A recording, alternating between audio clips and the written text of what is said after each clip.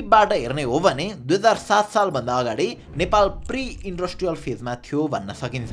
त्यो समयसम्म आउँदै गर्दा विभिन्न शासनकालहरूमा विभिन्न ससाना एटेम्प्टहरू भए जसले आर्थिक विकासको जग बसाउँदै थिए। हजारौं वर्ष अगाडि किराँती कालमा नेपालका विभिन्न स्थानहरूमा बार्टर सिस्टमको सुरुवात भएको थियो। यससँगै बिस्तारै हिमालय मार्ग हुँदै तिब्बत र उत्तरी भारतसँग व्यापार पनि सुरु भयो। कृषि र पशुपालनमा निर्भर भएको नेपालको अर्थतन्त्रको लागि हिमालयन मार्गको विस्तार एउटा बिगिनिङ अफ द माइलस्टोन जस्तै थियो। पछि 16औं र 17औं शताब्दीमा गएर मल्ल राजाहरूको पालामा यी रुट्सहरूलाई पनि अझै एक्सपान्सन गरियो। 16औं शताब्दीका दुई एम्बेसियस राजाहरू गोर्खाका रामशाह र कान्तिपुरका प्रताप मल्लले तिब्बत नेपालको व्यापारिक मार्गको अधिकांश भागलाई आफ्नो नियन्त्रणमा लिएका थिए। रामशाहले गोर्खा र तिब्बत बीचको सीमा रेखा कुकुरघाटसम्म विस्तार गरे पछाडि नेपाल र तिब्बत बीचको ट्रेडको ठूलो च्यानलको नियन्त्रण उनले नै पाएका थिए। अर्कोतिर यो सम्झौताले त्यही रुट हुँदै व्यापार गर्ने कान्तिपुरका व्यापारीहरूलाई भने अलि समस्या खडा गरेको थियो। कान्तिपुरका राजा प्रताप मल्लले यही समस्याको समाधानका लागि गोर्खाका शासकसँग विवाद वा छलफल गर्नुको साटो बरु तिब्बत तर्फै अर्को नाका कब्जा गर्ने प्लान बनाउँछन्। उनका भाइ भीम मल्लको नेतृत्वमा गएको सेनाले सिंगिस्टेसम्मको भूभाग कब्जा गरे पछाडि बाध्य भएर तिब्बतले कान्तिपुरसँग सन्धि गर्नु पर्यो। उक्त सन्धिका केही क्लजहरू अहिले हेर्ने हो भने पनि नेपालले तिब्बतलाई त्यति बेला कसरी हेपेर राखेको रहेछ भन्ने कुरा प्रष्टसँग देखिन्छ। जस्तै त्यही सन्धिमा तिब्बतमा नेपाली व्यवसायीहरूले 32 कोटीसम्मको पसल खोल्न पाउने, काठमाडौँ अदालतले लासामा प्रतिनिधि राख्न पाउने, तिब्बतले नेपाली व्यापारीहरूमा कुनै पनि चार्ज वा कस्टम ड्युटिज लगाउन नपाउने, तिब्बतले नेपालमा बनेको सिक्का आन्तरिक रूपमा प्रयोग गर्ने जस्ता खाले आकर्षक सहमतिहरू भएका थिए। सहमति पछाडि कान्तिपुरका व्यापारीहरूले बिस्तारै व्यापारमा एकाधिकार जस्तै पाए र तिब्बती सरकारको लागि सुन चाँदीको बदलामा कोइन बनाएर मल्ल राजाहरूले पर्याप्त लाभ उठाए। महेन्द्र मल्ली भनिने यो सिक्का 1 शताब्दी भन्दा बढी समयसम्म तिब्बत भरि चल्यो। यति बेला नेपालमा कोइन बनेको र सञ्चालनमा आएको पनि धेरै भएको थिएन। अब यिनै मल्ल राजाको शासन अघि र किराँत शासन पछि बीचमा अर्को एउटा शासन थियो जसले कोइन सञ्चालनमा ल्याई ट्रेडलाई सरल बनाउन ठूलो भूमिका खेलेको थियो र त्यो थियो लिच्छवी काल। लिच्छवी काललाई त नेपाली इतिहासको स्वर्ण युग नै भनेर चिन्ने गरिन्छ। स्वर्ण युग भनेर चिनिनुको कारण चाहिँ त्यो समयमा शिल्पकला, कारिगरी गतिविधि र आर्किटेक्चर जस्ता क्षेत्रहरूमा ठूला अचिभमेन्टहरू भएका थिए। राजा मानदेवको शासनकालमा पहिलो मेटलको कोइन लिच्छवी कोइन जारी गरिएको थियो। पछि मानङ्का भन्ने सिक्का पनि यही समयमा बन्यो। मध्यकालीन युगको अवधिमा सिक्काको स्थापना र व्यापक प्रयोग भयो जसले नेपालको आर्थिक विकासको जग बसाल्यो। त्यस्तै मल्ल राजाहरूको पालामा भने कान्तिपुर, पाटन र भक्तपुरका सहरहरू उद्योग र वाणिज्यको प्रबन्धन गर्ने केन्द्र बनेका थिए। उपत्यकामा उर्वर भूमि, घरेलु उद्योग धन्दाको विकास र तिब्बतसँगको व्यापारले गर्दा यहाँको अर्थतन्त्र अरू क्षेत्रमा भन्दा राम्रो थियो। ट्रान्स हिमालयन रुटको एक्सपान्सन पछि नेपालमा कश्मीरी मुस्लिमहरू भित्रिन थालेका थिए। नेपालमा बनेका मूर्तिहरूले विश्व बजारमा राम्रो स्थान पाउने गरेका थिए भने मल्लकालीन समयबाट माना, पाथी, पाउ, धार्नी जस्ता मापन प्रणाली पनि प्रयोगमा आउन थालेको थियो। पृथ्वीनारायण शाहले नेपालको एकीकरण गर्नु अगाडि नेपालमा थुप्रै ससाना राज्यहरू थिए। पश्चिमी नेपालमा 2224 नामक करिब 46 वटा राज्य थिए भने पूर्व नेपालमा 3 वटा राज्यहरू थिए।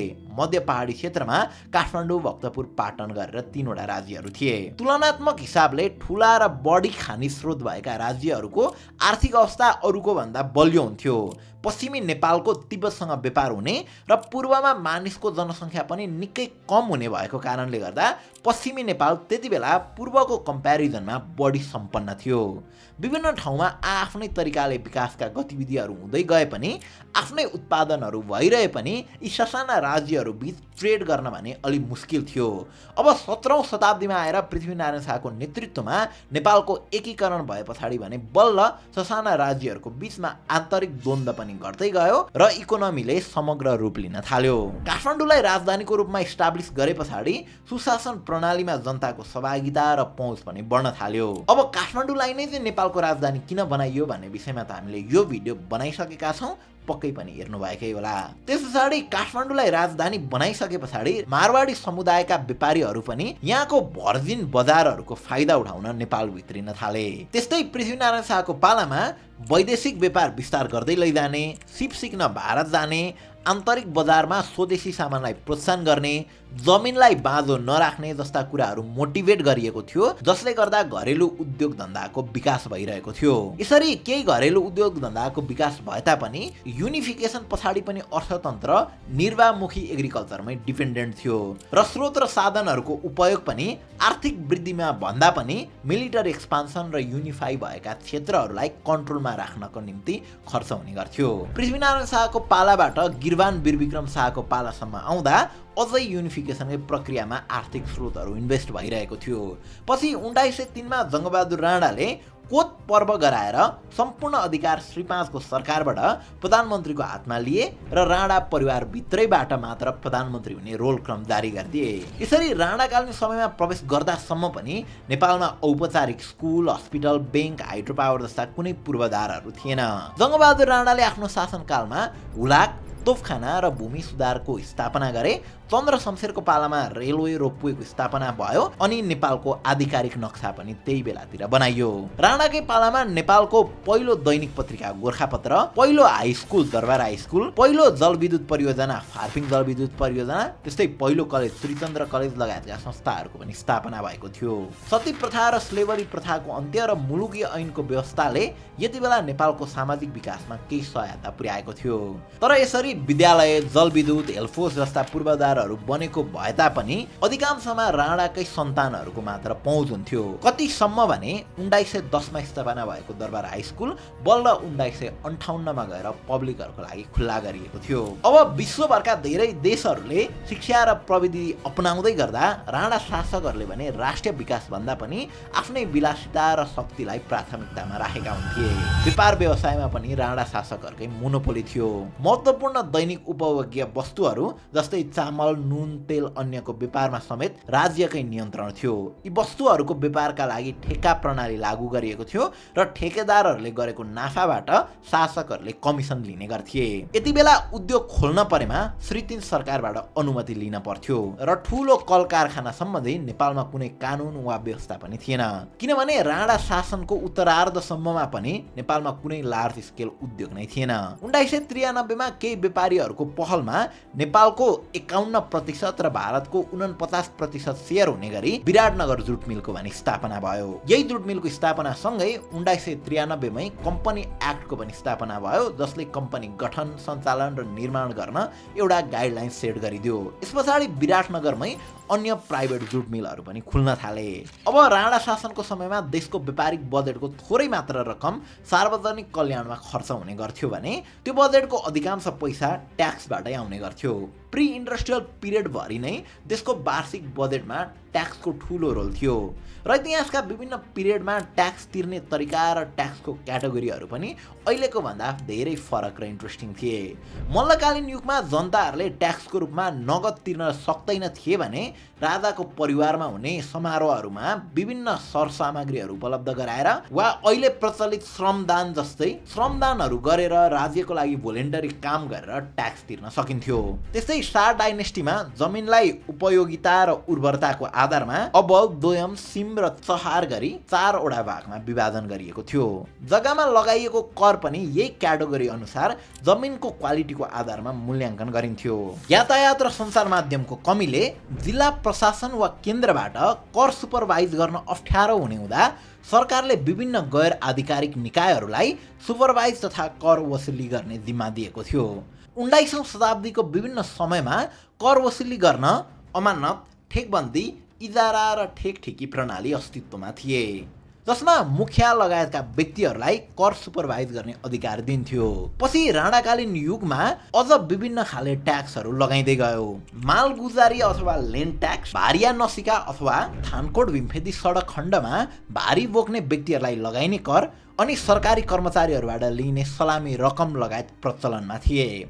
अब 104 वर्षे राणा शासनको अन्त्य पछाडि देशमा प्रजातन्त्रको स्थापना भयो। प्रजातन्त्रको स्थापना पछि 2007 देखि 2046 सालसम्मको पिरियडलाई इनिसियल इन्डस्ट्रियल पिरियड भन्न सकिन्छ। यही क्रममा देश समान्त कृषि अर्थतन्त्रबाट बढ्दो सरकारी क्रियाकलाप र योजनाबद्ध विकासको अर्थतन्त्रतर्फ लम्किन सुरु गर्यो। इनिसियल इन्डस्ट्रियल पिरियड भरिमा नेपालले धेरै इकोनोमिक स्ट्राटेजीहरूमा पनि एक्सपेरिमेन्ट गर्न पायो। त्रिभुवन राजमार्ग, पृथ्वी राजमार्ग, पूर्व पश्चिम राजमार्ग लगायतका हाइवेको स्थापनाले रोड कनेक्टिभिटीलाई अझ सहज बनायो। अग्ला हिमालहरूको आरोहण र ट्रेकिङको बढ्दो ट्रेन्ड हुँदा विक्रमसम्म 2010 को दशकमा नेपालमा टुरिज्म इन्डस्ट्रीको पनि पोसिबिलिटी देखियो।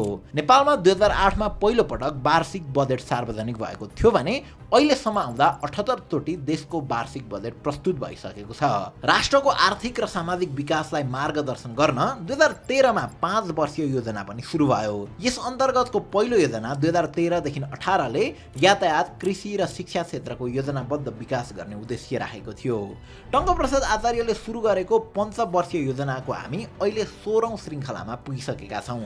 त्यसैगरी 2020 मा राजा महेन्द्रको पालामा 1910 को मुलुकी ऐनलाई रिप्लेस गर्ने नयाँ मुलुकी ऐन आयो, जसले नेपालको कानुनलाई आधुनिकीकरण गर्नका साथै सोसल इक्वालिटीलाई पनि प्रमोट गरेको थियो।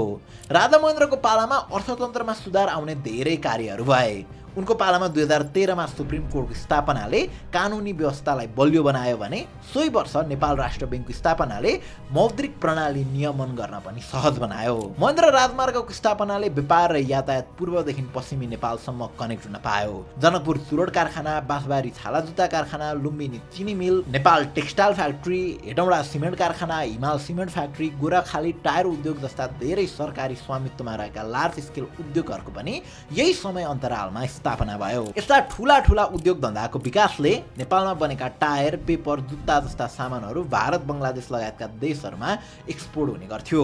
त्यस्तै नेपालले 2007 देखि नै वैदेशिक सहयोग पाउँदै गर्दा 2030 र 40 को दशकमा सबैभन्दा ठूलो रकम एड मार्फत पनि भित्रिएको थियो। सोभियत संघ, वर्ल्ड बैंक जस्ता अन्तर्राष्ट्रिय संस्थाहरूबाट आएको रकम सडक, सिँचाइ, उद्योग, शिक्षा र स्वास्थ्यमा लगानी भए तापनि रुलिङ क्लासहरूको ल्याक अफ कमिटमेन्ट र सेन्ट्रलाइज सिस्टमका कारण आर्थिक विकास सुस्त गतिमै भयो।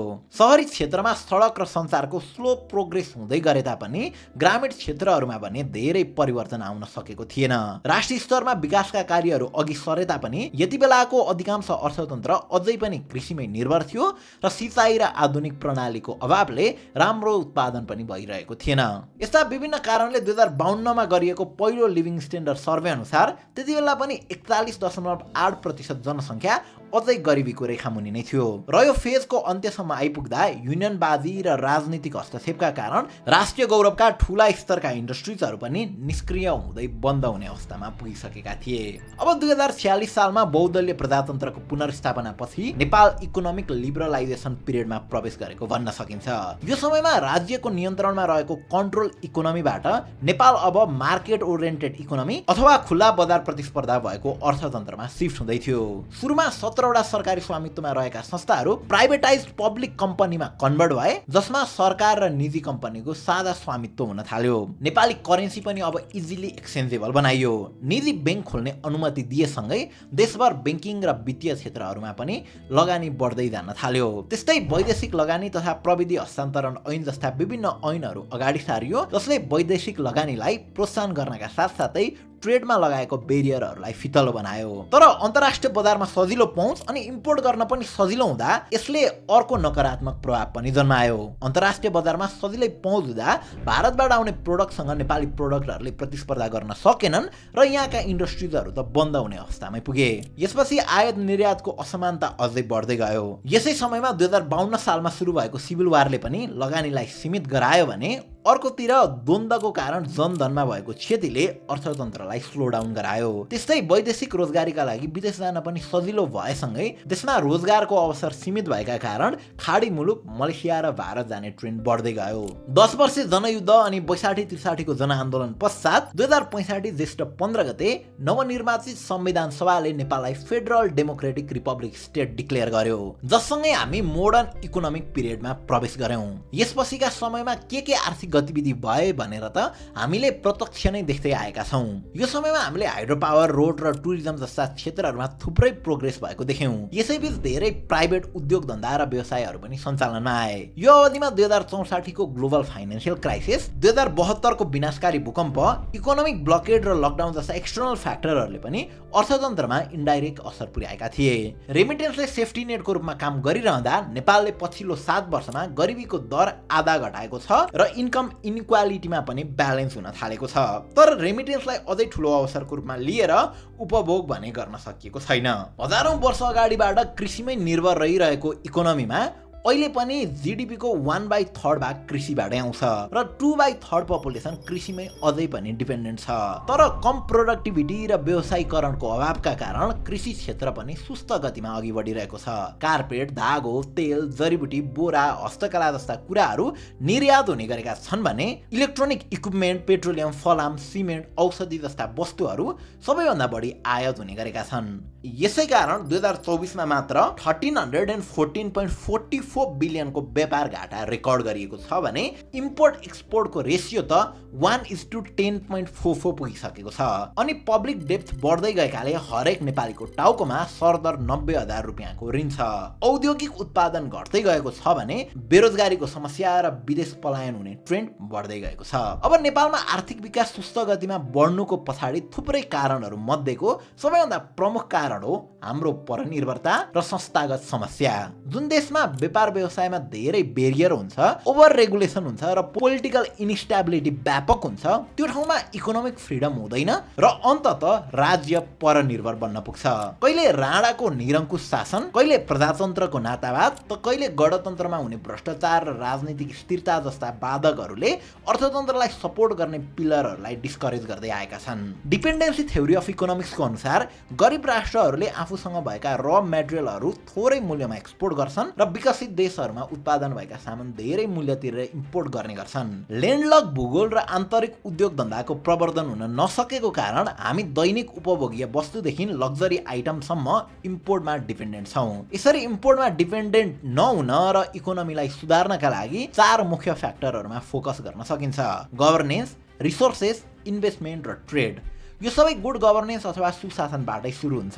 देशको राजनीतिक वातावरण हेल्दी र स्टेबल भयो भने समाज र अर्थतन्त्रलाई सपोर्ट गर्ने खाले वित्तीय, मौद्रिक र सामाजिक पोलिसीहरू निर्माण हुन्छन् र पोलिसी पनि स्टेबल हुन्छ। हामीले आफूसँग भएका रिसोर्सेसका आधारमा स्ट्रेन्थ र विकनेस पहिचान गरी सम्भावना र सम्भाव्यतालाई ध्यानमा राख्दै लगानीलाई प्रायोरिटाइज गर्न सक्छौँ। यसरी बिस्तारै आन्तरिक बजारमा कन्ट्रोल ल्याउनका साथै फरेन ट्रेड पनि विकास गर्दै लैजान सक्छौँ। यी कुराहरूलाई कार्यान्वयन गर्न कर व्यवस्था, एन्टरप्रेन्योरशिप, ट्रान्सपेरेन्सी, टेक्नोलोजी र वित्तीय एवं मौद्रिक नीति जस्ता धेरै फ्याक्टरमा क्रमिक सुधार गर्दै लान पर्ने हुन्छ। अहिले हामी इन्डस्ट्रियल रिभोल्युसनको 4th फेजमा छौँ, जहाँ क्यास पूर्ण रूपमा रिप्लेस हुँदैछ र प्राय कारोबार डिजिटल हुँदैछ, जसमा आर्टिफिसियल इन्टेलिजेन्स, रोबोटिक्स र स्मार्ट टेक्नोलोजीहरूले एक्सपोनेन्शियल मोड लिइरहेका छन्। यस्ता प्रविधिले डेटा ड्रिभन इकोनोमीलाई स्पेस दिइरहेका छन् र फेरि पनि समयसँग चल्न सक्ने राष्ट्रहरूलाई अझ सक्षम बनाउँदै लग्नेछन्। यो रेसमा जुन देश समयसँगै चल्न सक्यो उसले उपलब्धि हासिल गर्नेछ